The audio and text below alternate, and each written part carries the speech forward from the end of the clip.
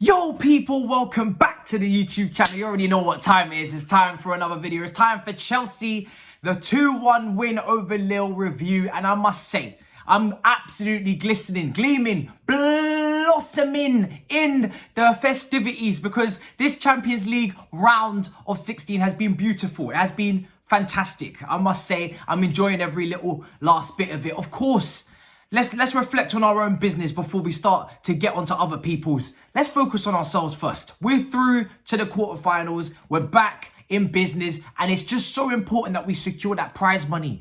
In the time where the club is suffering, strangling, any little last drop of money for our poor liquidated, administrated club, we can gather around, maybe throwing a few little coins into the well. This is critical, right? Critical. We got some extra change, prize money comes in, TV revenue goes up, everything's looking good. So I'm happy for that. I'm very happy that we're through from a financial standpoint. But outside of that, it's just good to get through. And 2-0 from the first leg, I said to myself, listen, it's Lille. They're not the same Lille that we played last year. That was playing last year, in Ligue 1, that won the title, etc.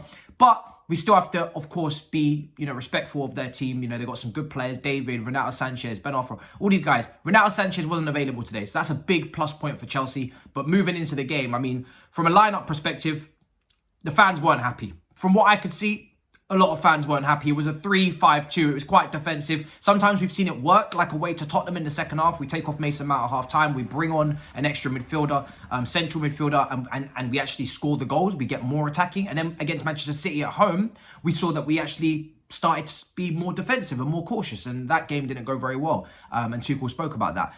This game, we were 2-0 up. We had the cushion, so I guess I can understand as to why he decided that he would go with that 3-5-2. But with the slow wing backs plus the midfield as well, not having the most attacking intentions, it was always going to be a little bit more, right, we're sacrificing the ball, we're sacrificing possession, and we were on the back foot for most of that first half. They were a much better team. They were pressing from the front. We do struggle against teams that have two strikers pressing from the front. We've seen that against Aston Villa at home with Watkins and Ings, especially when you go with that back three and you've got the two strikers, David and Yilsman.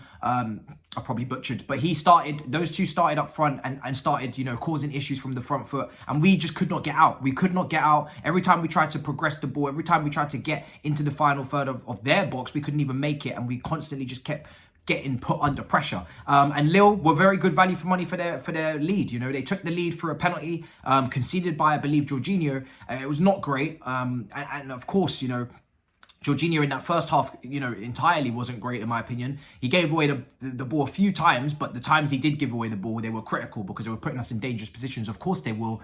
He plays in that kind of role in midfield where if you give the ball away, it is literally catastrophic.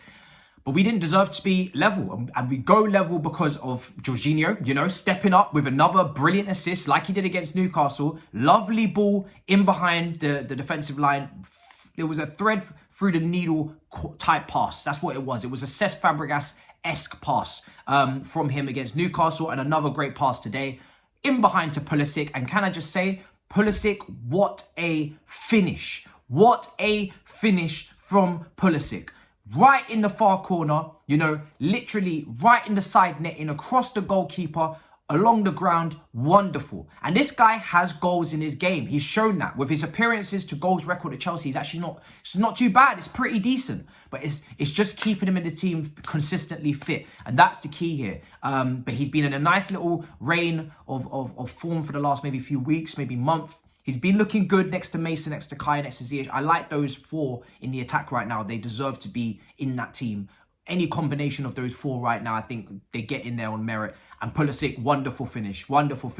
And we can't say that he's a goal-scoring winger yet because he needs to play consistently like a Salah, like a Mane have over the years. But we can say he has the potential to be that if he consistently plays and he's used in a role that, allows him to get into the box. And that's what we saw today. So it was lovely to see the equaliser. And I think at half-time, That was the perfect time to equalise, you know, because we weren't playing well, we didn't deserve it, but because we went in and we scored that goal just before half-time, it put us in a great position. Lille heads go down, and now Tuchel can get a hold of them, make maybe some changes, some tactical changes, and make us more competitive in the second half. And that's exactly what he did. You know, Mason Mount comes on for Kova, which I was a bit surprised because I think Kova was probably the best out of the midfielders once again. You know, he had a lovely dribble through the entire park, through the entire, you know, of Lille's midfield in that first half. He was looking good, both on and off the ball. He looked decent. He came off for Mason Mount, and tactically that proved to be the right switch because Mason Mount, we went back to a 3-4-3. Mason Mount goes into that front three. Obviously, we know he can pivot back. He did that in the Champions League so many times last year away at Real Madrid at the Bernabeu. You know, he was in that midfield, funneling back, helping us with the numbers, the extra body in there versus that Casemiro, that Kroos, that Modric. But then when we're on the ball, he's getting in that front three. He's pressing from the front. He's helping us escape, and that's critical. So he came on and changed it. We was a lot better in the second half. Azpilicueta, wow. If I could have picked one man to get the winner away from home in Europe, it's Cesar. It's Cesar Aspi. Do you know what I'm saying? It's Dave, the man that we call Dave. I'm going to miss this guy. I really am, because we saw at the weekend our fullbacks were so defensive, so limited in their intentions to even go forward. At this point at Chelsea, when you don't have James, you don't have Chilwell, we just talk about intent. We don't talk about even quality going forward. We just talk about intent.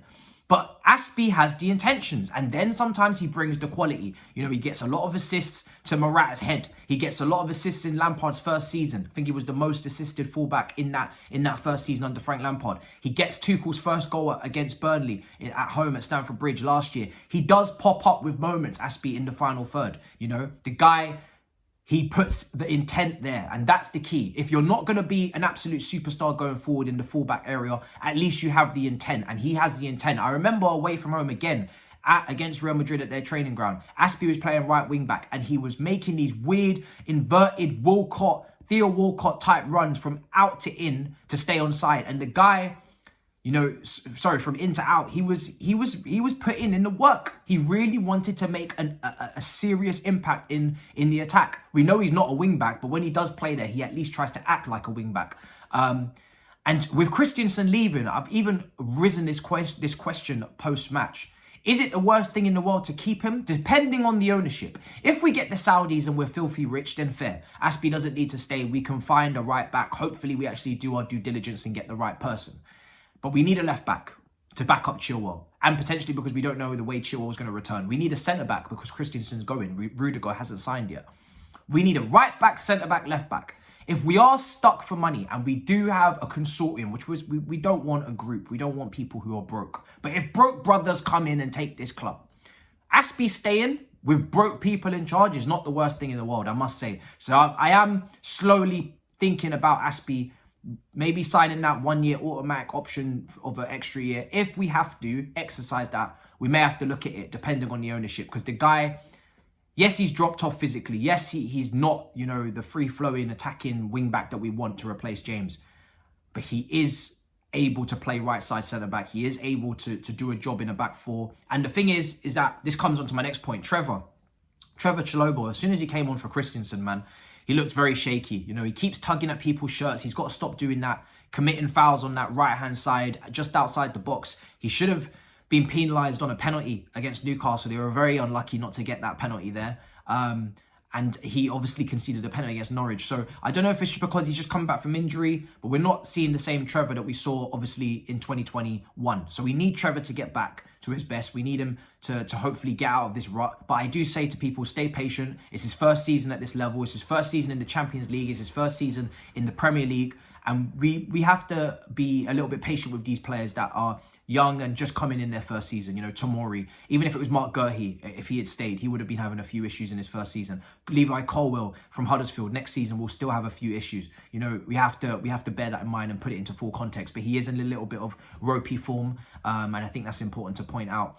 Alonso was getting absolutely skinned down that left-hand side. And that's why I bring up this left-back situation. We have got to find a way to relinquish this man of his power. I understand that he has been here, but much like the government, we need change. And this brother, had to get the dig. This brother, I'm sorry, he was getting skinned down that side. And so many opportunities were coming down that left, you know, throughout the match. And and they hit the post as well. You know, Lille were very unlucky not to get the equaliser. They caused problems today. They deserve their respect.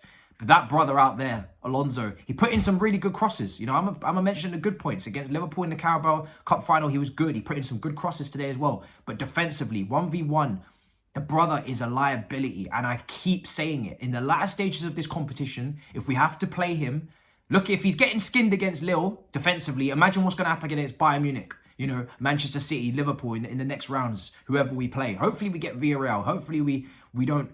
Maybe even Atletico, you know, at this point. But if we get a top team with wingers that, you know, are direct and cause problems and can shoot, then Alonso's a weak point in our team, and there's no two ways about it. And really, whoever is on that left-hand side is a weak point, you know, whether it's Malang Sarr, who's you know, he's got a brain fart in him. You know, Kennedy's not even featuring, so he's not going to be a part of this. It is an issue. So that's something to bear in mind, but I won't go on about that for too long because we're through. We're 2-1. And I'm looking forward to the draw on Friday at 11 a.m. I'm going to quickly, at the end of this video, chatty-patty about Man United. Listen, you thought you could replace your legend and get a German tactician in. You thought you could be just like us. Well, there's a little news for you. Here's a little news for you. You're not like us, yeah? You can't just go sacking managers and hiring new ones and expect success. That's our thing. Everybody wants to be like us now. Do you? You're not like us, yeah? You need that Fergie stability. You need them traditions and core values, that Man United way. You're not like us. We do the turbulence, yeah? We do the